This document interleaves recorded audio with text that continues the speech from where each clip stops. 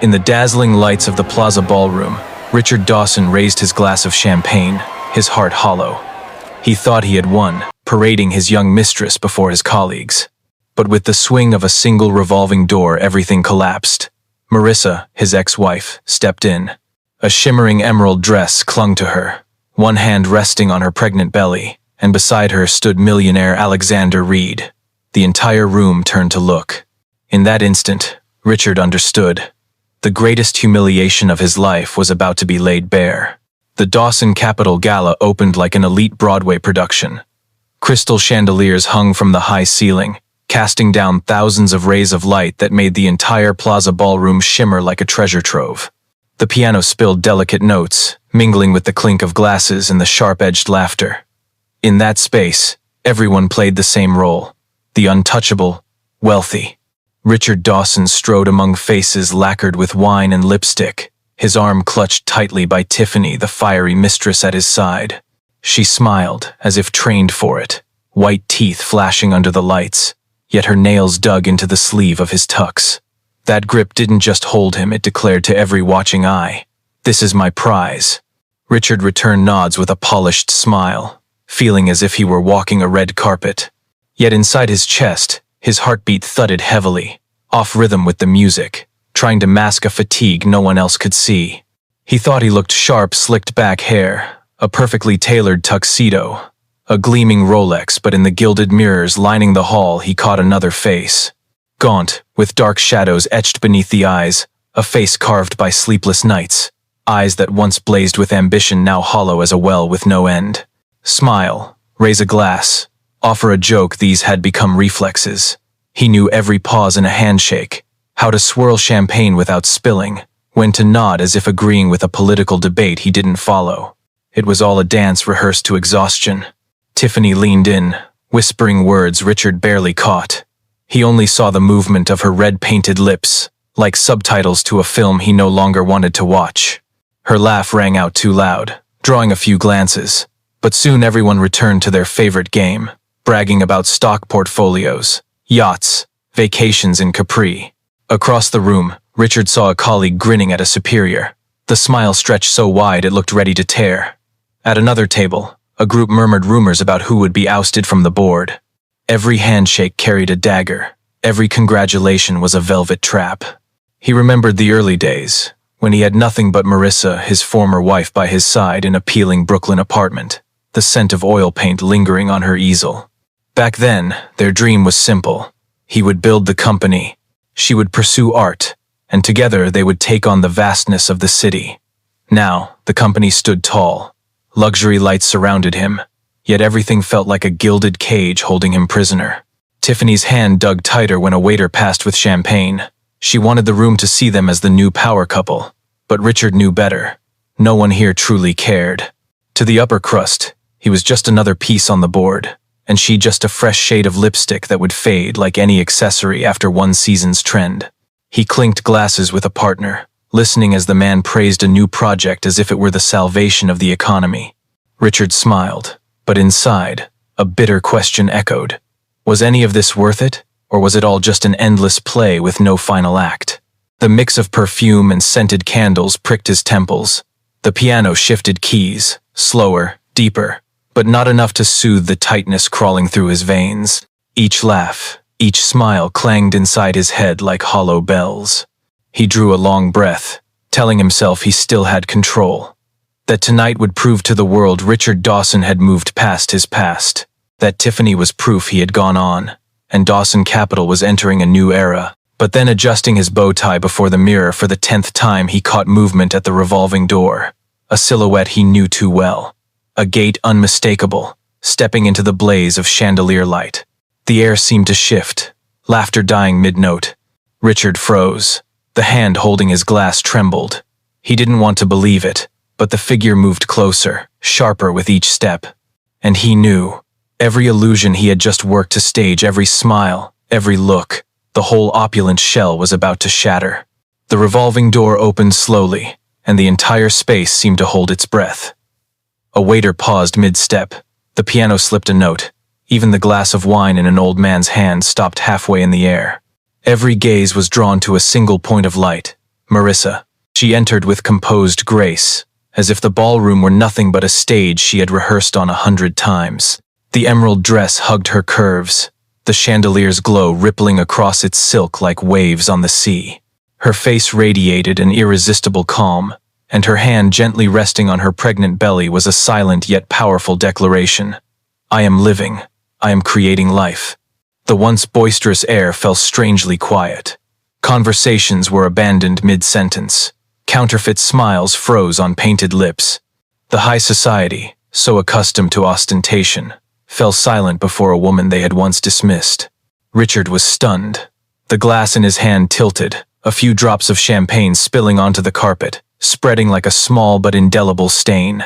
He couldn't believe his eyes. Marissa, the woman he had left behind in the wreckage of a crumbling marriage, was not only back, but back in a way that dimmed everything around him. Beside him, Tiffany kept her practiced smile, but the fingers digging into Richard's arm began to tremble. She whispered, low enough for only him, "She doesn't belong here anymore." It sounded more like self-consolation than truth. Marissa moved across the plaza's red-carpeted floor. She did not rush, nor flaunt. Each step seemed measured, light but resolute, revealing a woman no longer afraid of scrutiny. Her dark hair was swept neatly up, bearing a slender neck, pearl earrings catching the light just so not gaudy, but exuding a refinement. Tiffany, with all her makeup and designer dresses, could never touch. A few women gave subtle nods, silently conceding a hard truth. Marissa wasn't just more beautiful, she was stronger than before. Some of the men exchanged looks, a few unable to hide their admiration. In this world, where everything revolved around power and appearances, Marissa suddenly became a mirror reflecting their deepest insecurity that true rebirth requires no wealth, only inner strength. Richard's mind pulled him back to old mornings.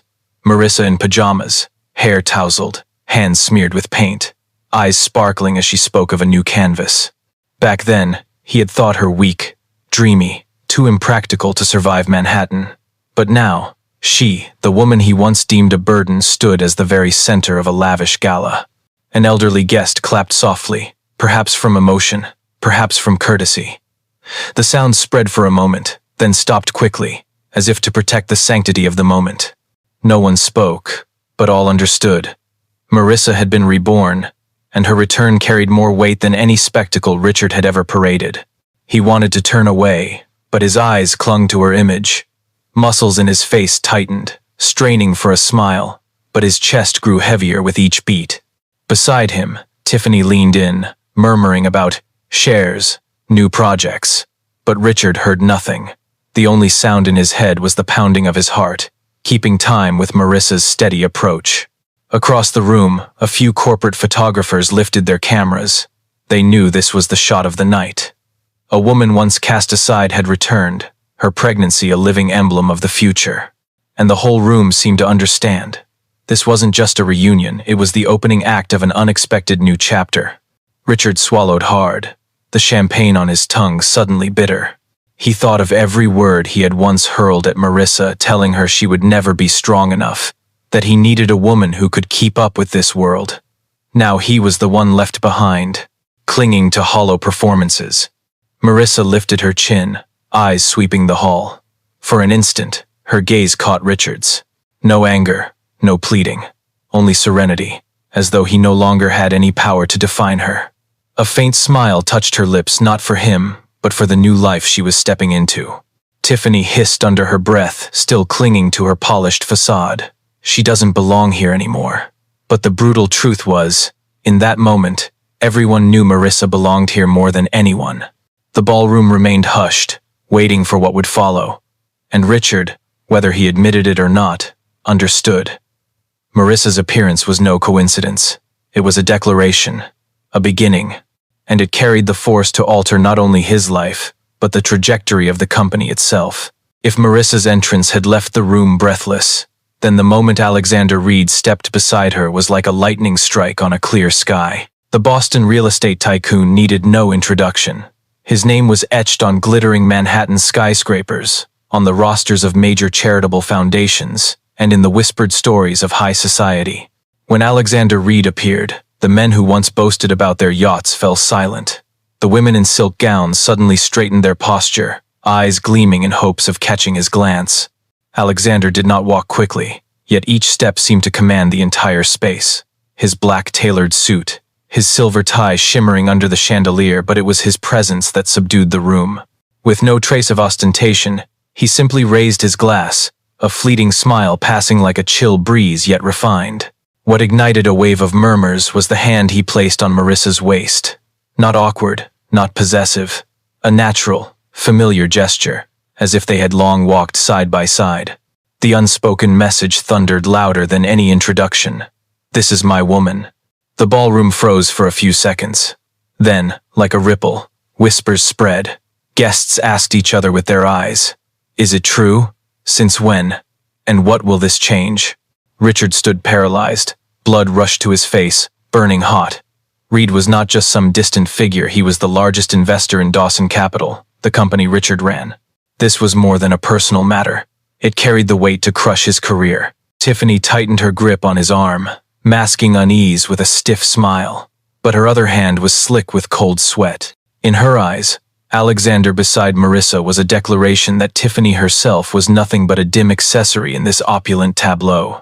Alexander, seemingly oblivious to the storm in Richard's mind, continued forward with Marissa. Like an unseen conductor, their presence shifted the orchestra's tone, drew the lights closer, and set conversations off-beat. Marissa's gentle smile radiated serenity, yet shone brilliantly. Nods began to appear. A few guests approached, glasses raised, as if this union had long been anticipated. Men who once shrugged at Marissa's name now scrambled to show respect. In a world where reputation rose with one's companion, Marissa had just leapt farther than any speech could carry her. Richard's throat tightened.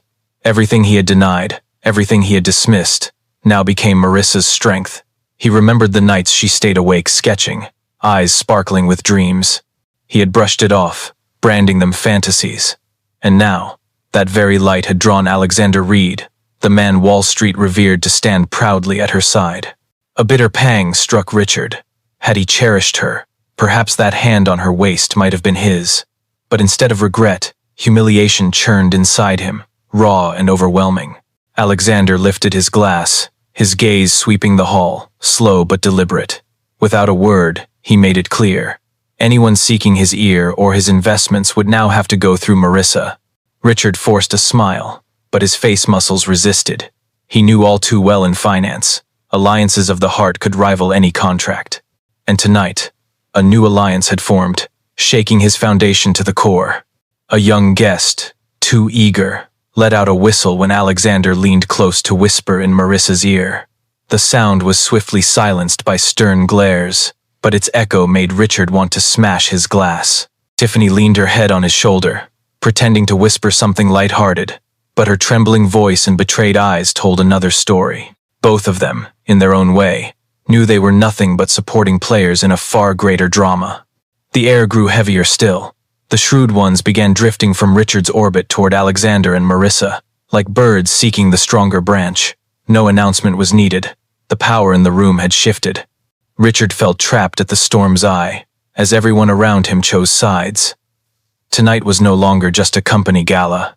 It had become a public arena, where he had been forced into the audience, watching someone else take the stage. And what terrified him most was the sense that Alexander Reed had not yet revealed all he intended. His appearance beside Marissa was merely the overture.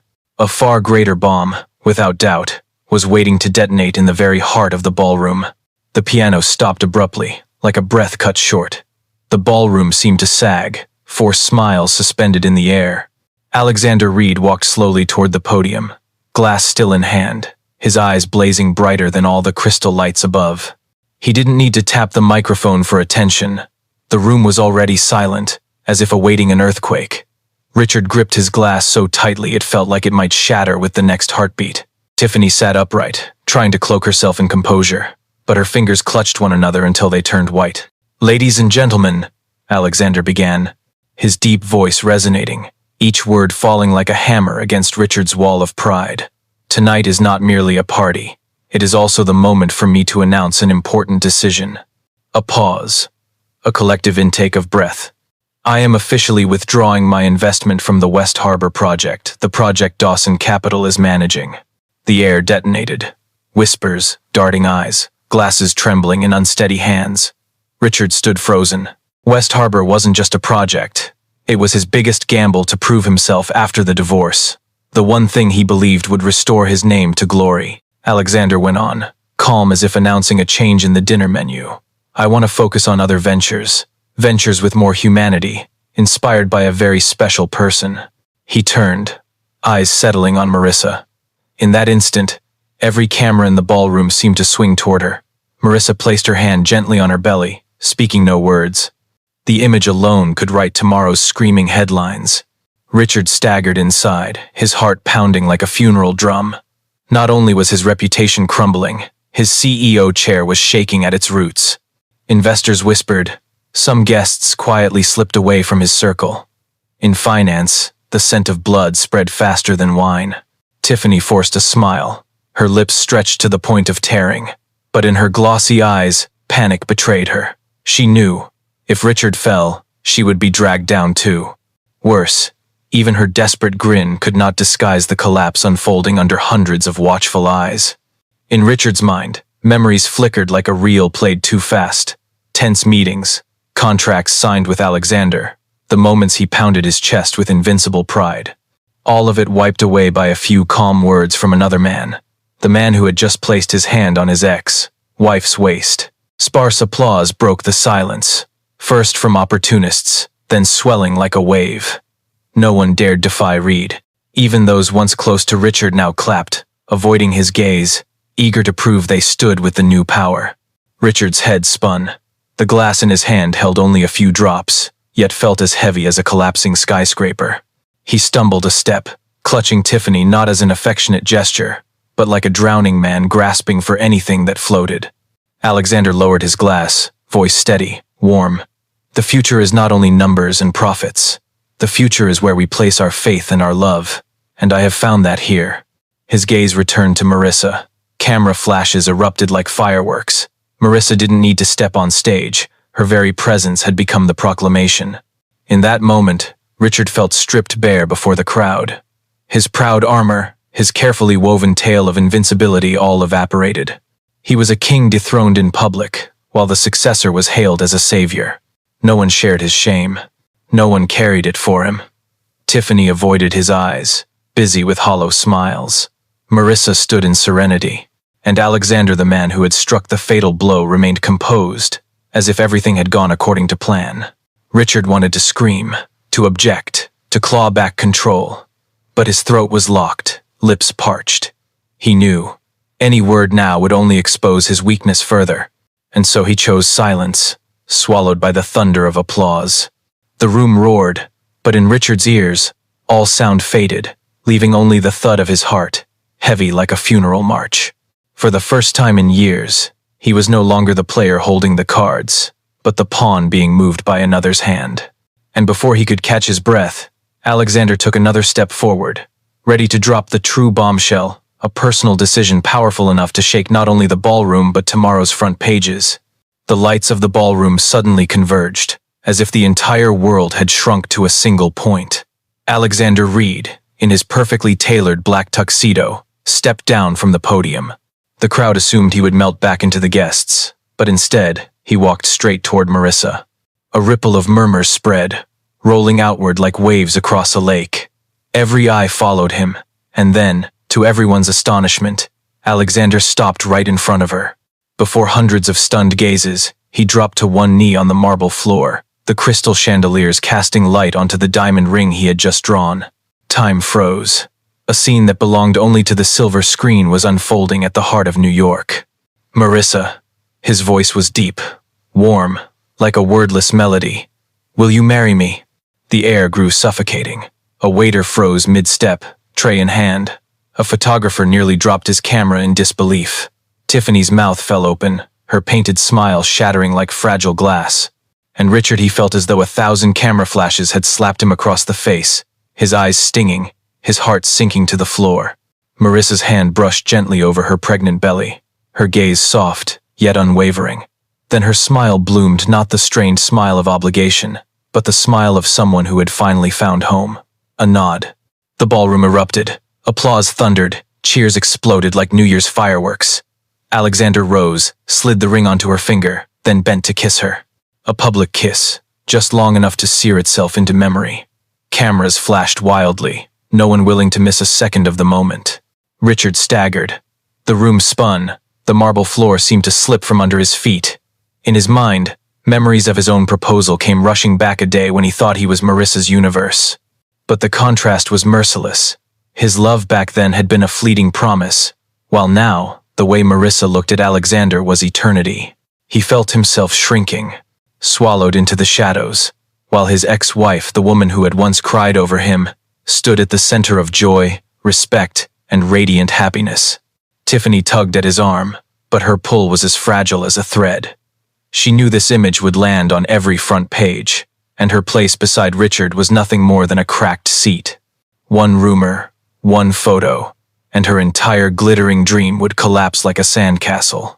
Amid the roar of applause, Alexander wrapped his arms around Marissa, claiming her before the entire financial elite.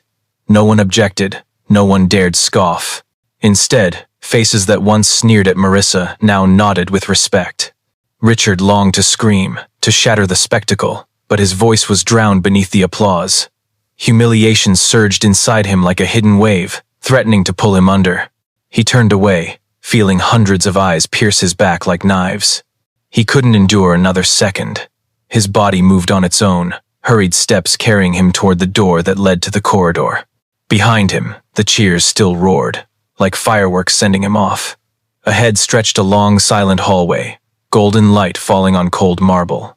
But Richard had no idea what awaited him. There was not peace, but a private confrontation, one that would carve his unhealed wounds even deeper. The heavy wooden door closed behind Richard, shutting out the roar of applause still echoing from the ballroom. The service hallway behind the Plaza Hotel was dark and cold, its gray brick walls coated in a dull sheen from the fluorescent lights hanging high above. His footsteps echoed, hollow and lonely, like the drumbeat announcing an invisible trial. He hadn't yet caught his breath when Marissa's figure appeared. No glittering evening gown, no spotlight, just a woman standing steady beneath the narrow glow of a ceiling lamp. Her hand rested on her pregnant belly, a simple gesture that was strong enough to drown out every excuse he might have had. Their eyes met. Richard braced himself for fury, accusations, or at the very least, contempt. Instead, what he found was a calm so devastating it pierced deeper than rage. No anger, no demands. Only a silence heavy as a verdict already delivered. Marissa spoke, her voice soft as a breeze but echoing thunder in his chest. "You didn't destroy me, Richard. You only freed me to find myself." The words fell onto the tiled floor, ringing like a judge's gavel. Richard froze. In that moment, he understood betrayal wasn't just about Tiffany.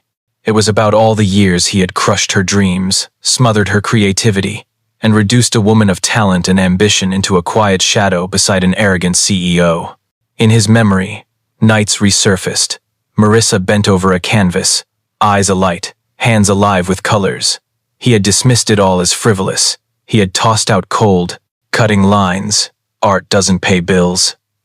Now those very words returned, each one a knife carving into his own flesh. A faint sound pulled him back. Tiffany, still in her scarlet gown, stood at the far end of the hallway. Her eyes flicked from Richard to Marissa. In that instant, she realized her presence was unnecessary. Nobody needed her to complete the tableau of power and love that had just unfolded in the ballroom. Without a word, Tiffany turned. Her stiletto heels struck sharp against the floor, fading with each step. She left Richard stripped bare, without anchor, without disguise. He looked at Marissa, desperate for even a trace of hope in her eyes. But what he saw was freedom, a woman no longer his, no longer defined by him. That release carried more weight than any punishment. It forced him to see. Sometimes the harshest sentence isn't hatred, it's the liberation of the one you once underestimated. Richard slowly leaned against the cold brick wall, head bowing. His body felt drained, hollow. The hum of the air conditioner above buzzed steadily, chilling as a reminder that the world outside moved on, indifferent to his collapse. Marissa did not step closer, nor did she hurry away. She simply stood, calm, letting him see the truth. She had risen beyond his shadow, and that distance itself was an answer clearer than words. Richard's hand slid across the wall, searching for something to grip, but it slipped down, leaving a streak in the thin layer of dust. He knew then there was no path back. A single tear surprised him, hot as it rolled down his cheek. How long had it been since he last cried? Perhaps not since he was a poor young man, still hungry for the world, before power had hardened him into someone unfeeling. Marissa turned. Each step she took was steady, resolute, but echoed like a bell closing a chapter. When her silhouette disappeared into the light at the end of the corridor, Richard felt he had just witnessed the quiet exit of the woman who was once his everything, now everything to someone else. He remained still, alone, inside the gray corridor, the cold walls enclosing him like the bars of an invisible prison. No Tiffany, no allies, no spotlight, only himself and the truth laid bare. And in that silence, a thought flickered. Perhaps this tragedy wasn't just an ending. Perhaps it was also the opening of a door he had never dared to imagine. A chance to face himself, to realize that sometimes collapse is the very beginning of redemption. Dawn spread a pale golden light over Manhattan's skyscrapers. The city rushed back to life as if it had never known the collapse of a man the night before. But inside Richard Dawson's cold penthouse, silence still reigned. The soaring glass walls, once his proudest boast, now only reflected a weary, hollow face. On the table lay his signed resignation. The jagged signature carried none of the force of an invincible CEO. It looked instead like the final crack on a marble statue already shattered. Richard set the pen down, leaned back in his chair, and exhaled, a long sigh spilling out like the closing note of a song that had gone off key for far too long. He had no reason left to cling to this luxury apartment. The penthouse, with its designer furniture and expensive bottles of wine, was nothing more than a museum displaying illusions. He packed a few essentials, leaving behind the glittering lights that now felt like flames burning through his soul. A taxi carried him across the Brooklyn Bridge. Rows of red brick buildings and narrow streets came into view, familiar and foreign all at once. Here, years ago, he and Marissa had dreamed of opening a small art studio. They had sketched plans for the future on scraps of paper, folded them away, and abandoned them when he chose another path, the path of profit, power, and eventually, betrayal. The apartment he rented now was unremarkable. White walls, a small window, the rumble of the subway echoing from afar. Yet its simplicity made it easier to breathe. He placed an easel in the corner, bought tubes of paint and brushes, his hands clumsy like a schoolboy learning to write. The scent of oil paint drifted into the air, stirring memories of evenings long ago when Marissa painted with passion while he sat reading financial reports, never looking up. Now it was different. He opened the paint box and let streaks of red, blue, and violet spill across the canvas. No forms, no purpose, just the chaos of his soul poured onto the surface. The brush trembled, sometimes too forceful, blotching the colors, sometimes too faint, leaving broken traces. He stepped back to study the unfinished painting. Amid the chaos, he placed a single golden dot in the corner, a modest spark, easily drowned out, yet his eyes could not turn away from it. That golden dot became a silent confession. Richard knew he could never reclaim the past, never reverse what he had lost. But perhaps there was still a sliver of hope for himself, for the possibility of redemption found not in fame or wealth, but in being honest with his own heart. Day after day, he kept painting. The works were not beautiful, not complete, but each line was a step toward cleansing. Sometimes he laughed at himself, his clumsy hands smeared with paint, his clothes stained like a child's after mischief. The laughter was light, worlds away from the hollow boasting at those lavish parties. In the evenings, Richard sat by the small window, watching Brooklyn's lights. Young couples walked past, hand in hand, the sound of a guitar drifting from a nearby bar. Life was simple yet brimming with vitality. He was no longer at the center of the world, but for the first time in years, he felt like he belonged to it again. Now and then, Marissa and Alexander appeared in the papers, smiling photos, sensational headlines. Richard no longer felt jealousy. He simply folded the paper and returned to his easel. The pain remained, but it was no longer sharp. It had softened, absorbed into the canvas like pigment sinking into cloth. One morning, while cleaning his brushes, he looked again at the painting with the small golden dot. A question stirred in his chest. Could that tiny spark open the way to an entirely new chapter of life? Or was it merely a final period marking the end of a road paved with mistakes? Richard had no answer. But for the first time, he was no longer afraid of that. Just one slap. The sharp sound echoed through the Waldorf Astoria, making the entire hall fall silent. Ethan Whitmore, the tech millionaire once praised as the king of Silicon Valley, had struck his 7 months pregnant wife across the face, right in front of his young mistress. He believed it was the end, that she would stay silent, as always. But he had no idea that very moment had triggered a death sentence for his entire billion-dollar empire. The 60th floor penthouse in the heart of Chicago was not a home. It was Ethan Whitmore's declaration of power. Italian marble floors, imported walnut wood, reinforced glass walls overlooking Lake Michigan. For Isabella, once an accomplished commercial lawyer, it was a gilded prison. By day, sunlight from the lake spilled across the massive windows, reflecting like thousands of mirrors. Everything gleamed so perfectly that Isabella sometimes wondered if she lived in an apartment or was being displayed in a luxury showroom. The stark white walls, the flawless furniture, the fresh flowers replaced daily by staff whose names she never remembered. People said having everything meant happiness. But she knew better. All that glitter only made the emptiness inside echo louder. The day she agreed to marry him, friends had teased, "You hit the jackpot, Isa."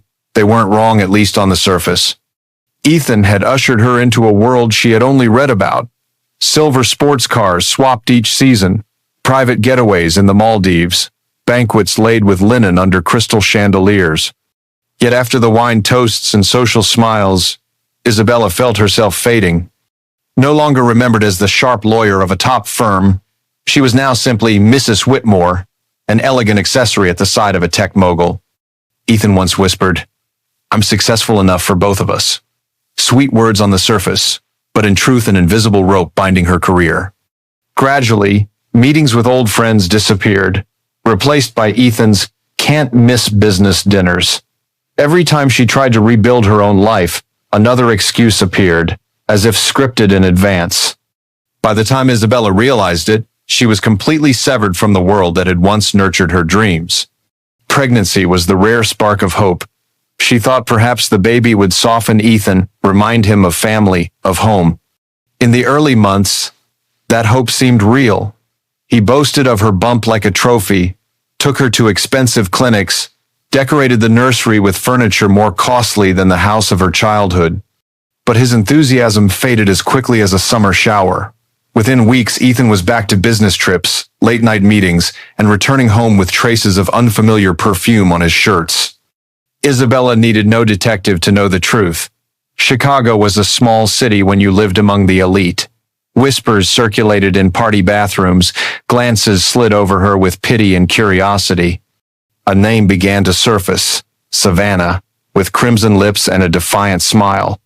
Isabella didn't want to believe it, but deep inside she knew her gilded cage had begun to crack. In the modern kitchen, where everything gleamed like an exhibit, she often stood before a refrigerator stocked full yet felt starving.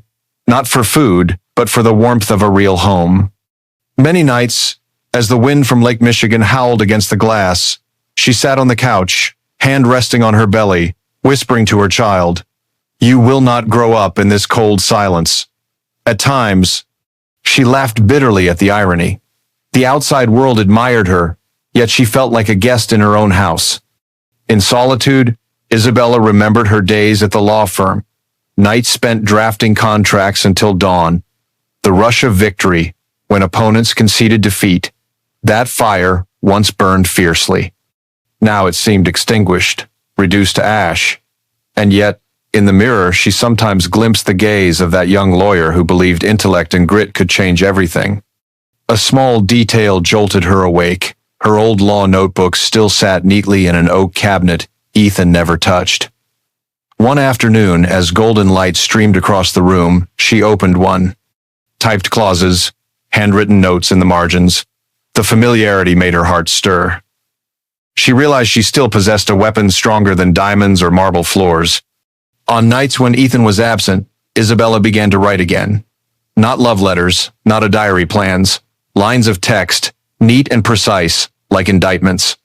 She recalculated assets, reviewed the prenuptial agreement, recalled every word Mason Pembroke, her old mentor, had warned her about empires built on arrogance.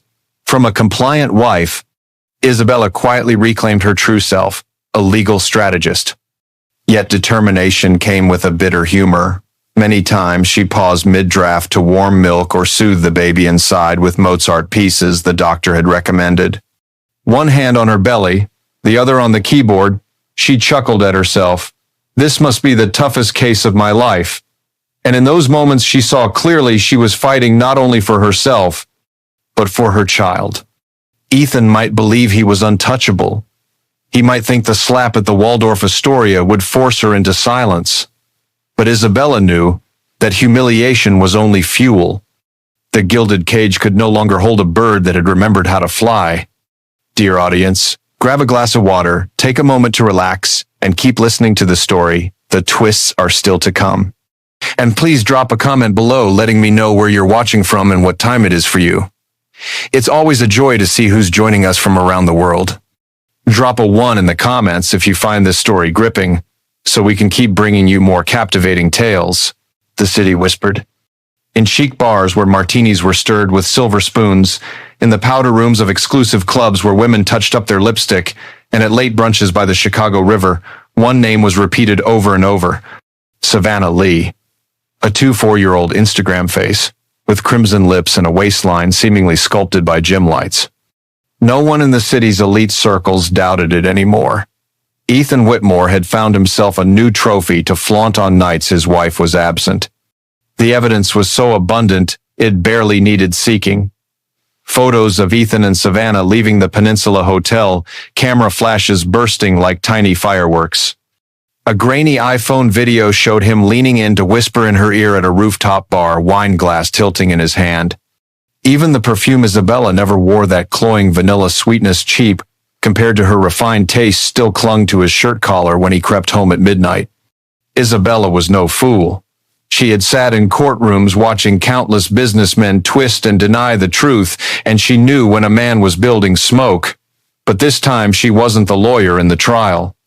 She was the wife, hand resting on her pregnant belly, her heartbeat aligned with the tiny life inside. The truth weighed heavier, cut deeper. One evening, when Ethan returned, she gathered the courage to confront him. In the bright glow of LED screens in his office, his fingers tapping across a keyboard, eyes glued to stock charts, Isabella asked, her voice calm enough to surprise even herself. "Are you seeing someone else?" Ethan didn't bother to look up, just a careless shrug. Then the words fell cold as stone. "You're just emotional because of the baby. Why don't you buy yourself a Hermes?" In that instant, her world cracked. The love that had bound her all these years, the first dates, the promises of a shared legacy, all shattered. What replaced it was not pain, but a hollow chill. And within that space, something else rose, the ruthless patience she had once honed as a lawyer. From that day, Isabella no longer saw Ethan as her husband. She saw him as a legal opponent and a massive lawsuit waiting for its opening day. In the days that followed, she observed more than she spoke. At galas, she remained silent, her smile fixed like a porcelain mask.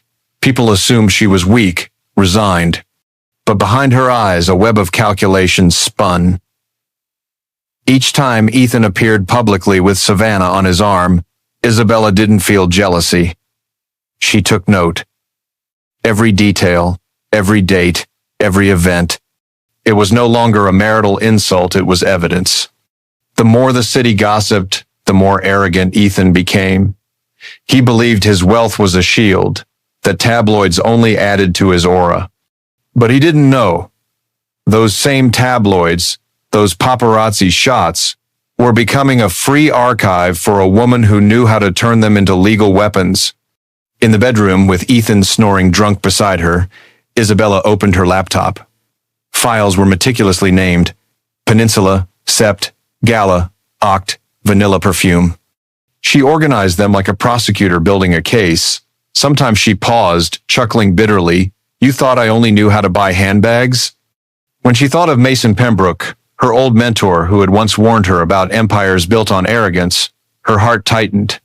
She had brushed off his words then, believing love could bridge power gaps. Now every phrase echoed back, a soundtrack to the revenge she was preparing. With each passing day, Isabella understood more clearly. This betrayal wasn't just a scar of the heart. It was a violation of trust. The one clause no contract, not even a marriage contract, could forgive. In the legal world, that was the detonation point, and in her soul, the fuse had been lit. Yet amid the fury, there were moments of quiet humor. One night, printing documents, the printer jammed.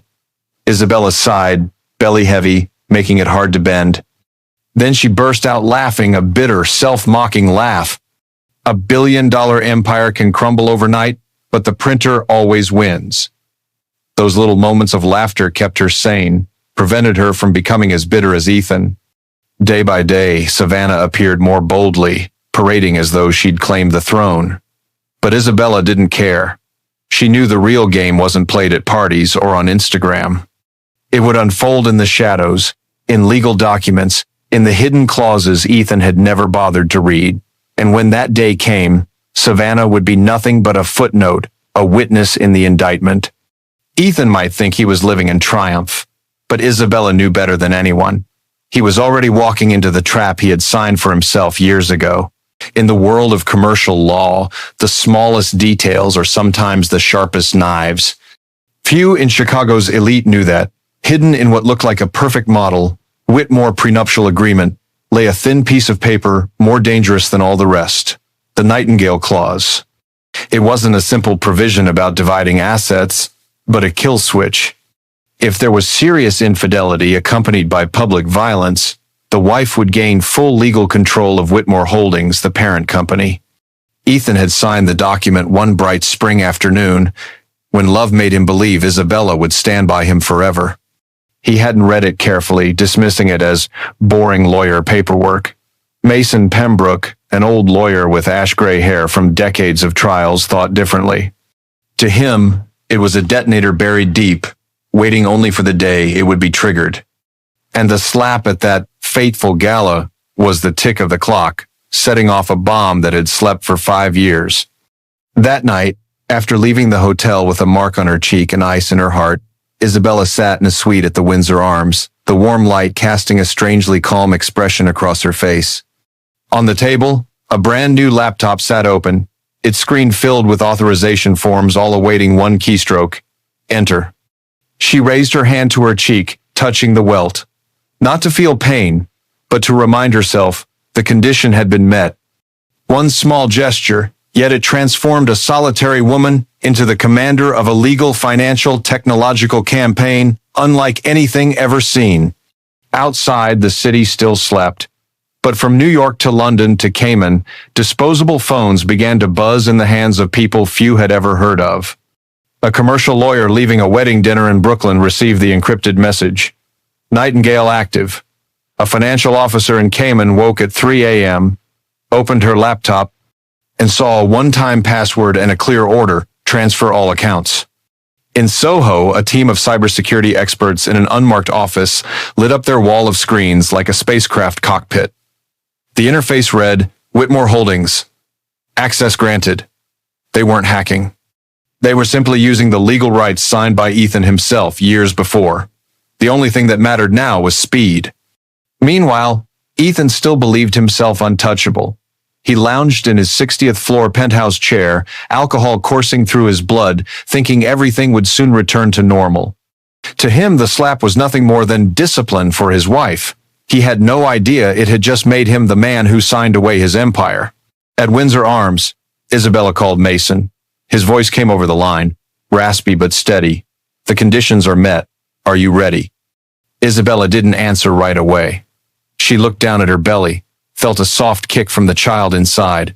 It was not just life, it was reason. At last, she nodded. Do it.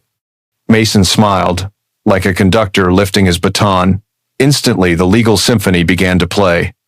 In London, notarized documents prepared for 18 months were filed with authorities in just a few clicks. Ethan's signature, scribbled in haste one afternoon, now served as the legal stamp to transfer billions in shares. In Zurich, a Swiss bank confirmed the order. Hundreds of millions in liquid assets moved out of accounts under Ethan's name into a new trust called GA Trust, Genevieve Alcott Trust. The sole beneficiaries, Isabella and her unborn child. In Chicago, smart home access codes were disabled. The penthouse's security system reset passwords. The private elevator shut down. The skyscraper was no longer Ethan's fortress. It had become a gilded cage, trapping its own master. Isabella sat quietly, watching the blue bars move across the screen, each one signaling another asset, another subsidiary slipping from Ethan's hands. The feeling wasn't triumph. It was like dismantling the bricks of a prison wall, at last opening an escape. From time to time, she let out a soft, almost amused laugh at fate's irony.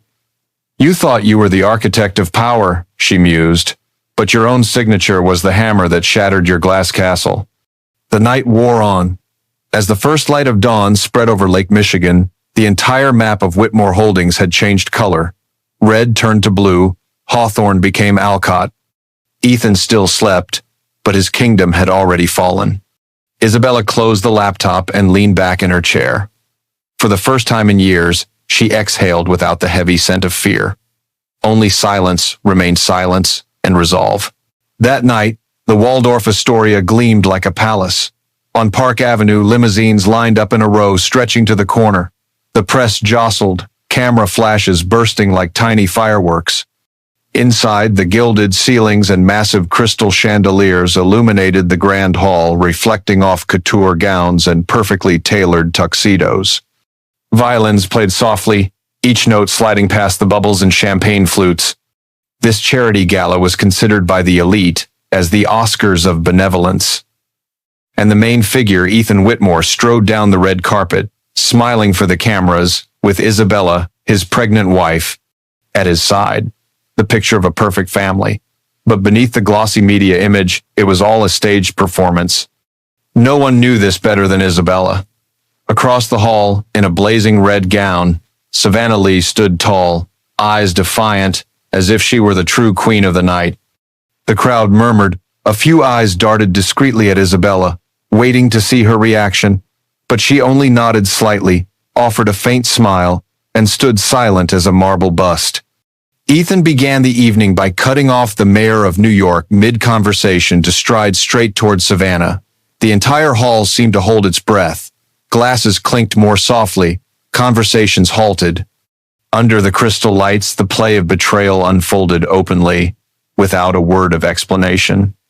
When the MC announced the Philanthropist of the Year award, Ethan took the stage, his smile broad, delivering a speech carefully rehearsed. He spoke of family, of community, of sacrifice. Every word rang hollow to Isabella. As the audience applauded, she stood below, hand on her belly, feeling the baby's faint kick, an unspoken response. Don't believe those words, Mama. The breaking point came faster than anyone expected. Fueled by alcohol and basking in the spotlight, Ethan grew more brazen. He pulled Isabella aside, toward the corner where Savannah waited. The crowd couldn't hear the words, only saw his arm swing. Then crack, a slap split the air.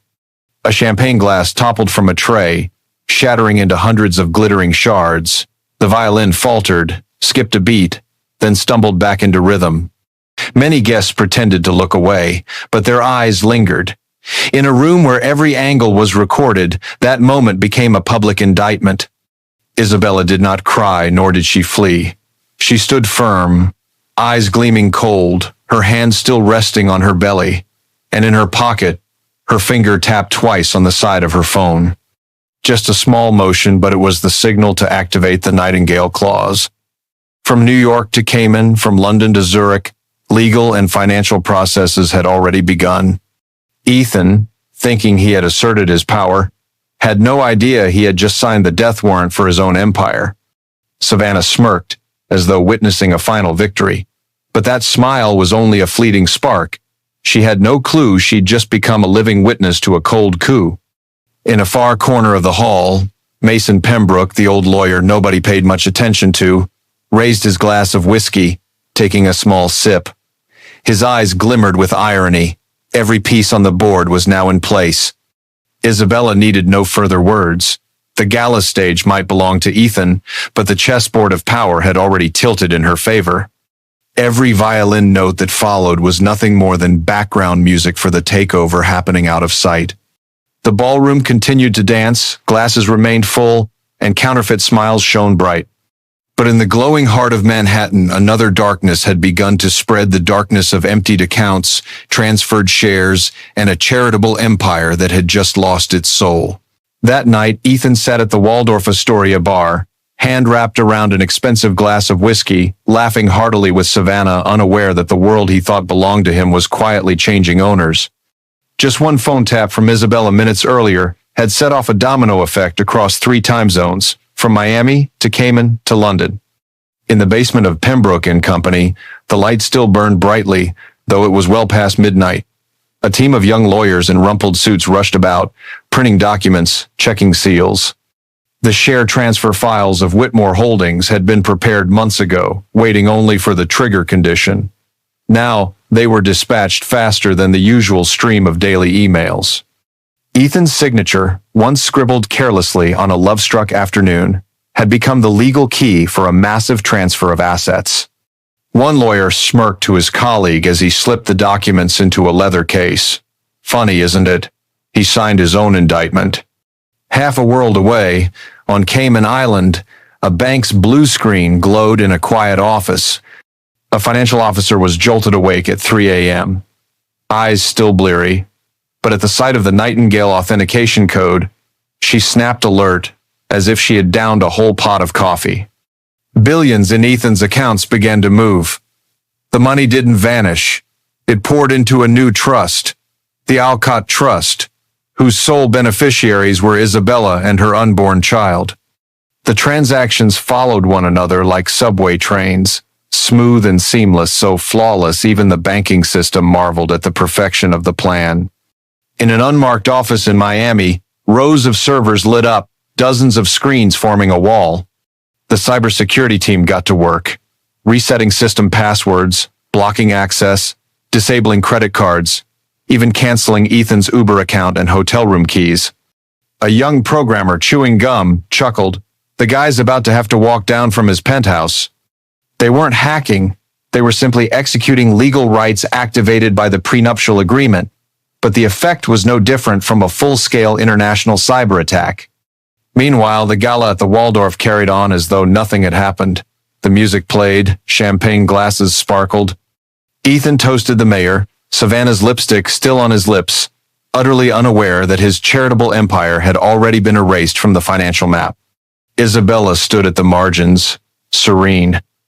She didn't need to speak, nor lift a hand further. Within hours, everything Ethan had once flaunted would turn to nothing. The darkness revealed itself not with guns or explosions, but with cold, calculated clicks across 3 continents. When the sun rose over Lake Michigan, Ethan returned to his 60th floor penthouse. He grumbled, pressed the coffee machine as usual, but it didn't work. He tried calling the concierge. The phone was dead, no signal. He stepped into his private elevator. The doors wouldn't open. Frustration mounting, he couldn't grasp what was happening. Only when he called the bank from a backup phone did he hear the cold confirmation. His account balance was 0. Ethan laughed, convinced it was a system glitch. But minutes later, when he swiped his card to book a private flight, the screen read, "Declined." Opening his banking app, he watched familiar line items vanish as if they'd never existed. The Hamptons house? Transferred. The Miami condo? Sealed. The Rolls-Royce? Registration changed. The night before, he had been the king of glass and steel. Now he was trapped inside his own fortress, with no power, no money, no escape. At the Windsor Arms Hotel, Isabella closed her laptop and drew a deep breath. The first battle was over, but she knew the grand performance had only just begun. That day, New York's sky was gray, as if the city itself were witnessing an invisible funeral. Ethan Whitmore stormed into the Windsor Hotel, his shirt wrinkled, tie hanging loose, face shattered like a man who had lost the entire world overnight. His once polished leather shoes were scuffed, stained by the desperate run from his penthouse to this place. He shouted at the front desk, demanding to see Isabella, demanding to take everything back. His voice echoed through the marble lobby, drawing stares from guests, curious, annoyed, pitying. A once mighty millionaire now looked no different from a man abandoned. Upstairs, in a quiet suite, Isabella stood ready, her expression calm. At her side was Mason Pembroke, silver-haired, his stance firm as a monument. Morning light flooded the room, curtains thrown wide to reveal Central Park below Serenity in stark contrast to the storm pounding at the door. The door burst open. Ethan stumbled in, breath ragged, eyes bloodshot. But the moment he saw Isabella, he froze. Gone was the fragile wife, gone the woman who had once cried silently in the penthouse. Before him stood Attorney Alcott, eyes cold and sharp, spine straight as steel. She didn't need to shout, didn't need to argue. Her voice was soft, yet each word struck like a hammer driving nails into the coffin of Ethan's pride. Half the assets into a trust for the unborn son. The other half into the Alcott Pembroke Foundation supporting women and children who suffered domestic violence. The Hamptons estate would become a shelter. The luxury car collection converted into scholarships. The name Whitmore would no longer be tied to glory, but etched as a stain in financial history. Each sentence was a blade slicing away the last fragments of his power. Ethan staggered. The man who had once commanded billions, who had made a city bow, collapsed into a chair like a madman. His lips trembled, trying to form pleas, but the sounds came out as meaningless whispers. Isabella watched him the way one observes a case already decided. No hatred, no jealousy, only the cold clarity of someone holding the scales of justice. Mason stood beside her, silent, the quiet judge bearing witness to the verdict being carried out. Ethan reached out, hoping for one last chance at forgiveness, but the distance between them now was wider than any ocean. Isabella didn't say no. She simply turned away, resting her hand on her pregnant belly. That small gesture was enough a final period at the end of the story. A bitter thought flickered. Ethan had once believed he would leave his child a glittering empire. Now, all he had passed on was a harsh lesson that arrogance and betrayal never endure. Outside the window, sunlight broke through the clouds, spilling over the park. New York began another day, loud and indifferent, unconcerned with the downfall of a millionaire. Inside the room, Isabella closed the final file. Everything was settled. Yet deep in her eyes lingered an unanswered question. Was this truly the end or only the beginning of a new chapter she had never imagined herself stepping into? 8 months later, New York stepped into spring once more. Along the streets of Brooklyn, cherry blossoms bloomed, their petals carried by the wind, settling on the roofs of old brownstones. In a modest 3-story home filled with warmth, Isabella held her son in her arms. The baby laughed gleefully, tiny fingers tugging at a loose strand of her hair, eyes bright and unshadowed by darkness. The house had no gold plating, no towering glass windows overlooking the lake, but it had what Isabella had longed for all those years: the sound of children's laughter, the smell of morning pastries, the peace of a real home. She laid the boy in a wooden cradle Mason had given her, gently adjusting the embroidered blanket. In that moment, she understood that everything she had sacrificed had been worth it. In the heart of the city, the Alcott Pembroke Foundation had become a national phenomenon. The press called it America's new symbol of justice. News broadcasts showed Isabella stepping up to a podium, holding her son, her voice steady. Strength doesn't lie in power or wealth, but in the ability to protect the vulnerable. Her words echoed across social media, becoming a rallying cry for thousands of women and children who had once endured in silence. From her brownstone in Brooklyn, Isabella drove each morning to the foundation's new office, where a brass plaque bore the name Alcott Pembroke. No couture gowns or Louboutin heels anymore, just a white shirt and a long coat. She chose simplicity, for the focus now was not on display, but on legacy. Meanwhile, not far from Brooklyn lay an entirely different world. In a shadowed corner of Queens, In a shabby rented apartment, Ethan lived quietly like a ghost. The man who had once shaken Wall Street now sat for hours before an old laptop, typing out tiny trades, hoping for scraps of profit. Beside him lay only an old television, empty beer cans, and unpaid bills. One evening, the television screen once again showed Isabella. She was holding her son, camera flashes lighting up her radiant smile. Ethan grabbed the remote and hurled it at the screen. The sharp crack of shattering plastic echoed, fragments scattering across the floor. But anger brought no relief. In his eyes still burned the old arrogance, refusing to admit that he had destroyed everything himself. They say time can heal, but Ethan had never allowed time to do its work. He chose to live in denial, in excuses, as if the world had betrayed him, when in truth, it was the other way around. As for Isabella, each day she saw more clearly that from the ashes of a toxic marriage, she had built a true legacy. Children who once hid in bathrooms, terrified of drunk fathers, now received scholarships from the foundation. Mothers who once fled with their children into the night now found shelter in the Hamptons estate that had once belonged to Ethan. Even the luxury car collection had been auctioned off to fund the Future Scholars Program for underprivileged youth.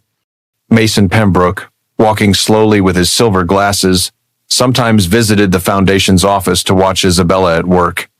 He smiled gently. "You've turned law into a weapon for justice, not just a tool for power." To Isabella, it was praise more valuable than any award. She knew her son would grow up not in a cold fortress, but in a home built brick by brick with love. One day, he would read about his father in the papers, a millionaire who lost everything. But alongside, he would also read about his mother, who had transformed pain into strength. Outside, the spring wind swept through the park, carrying the laughter of children. Isabella closed the window, held her son close, and whispered softly, "Everything has begun again." Yet a question still lingered, like a thin cloud across the clear blue sky. Was the justice she had chosen enough to end it all? Or would the ghosts of the past in the form of Ethan, or the powers that once thrived under him, return to reclaim what had been lost?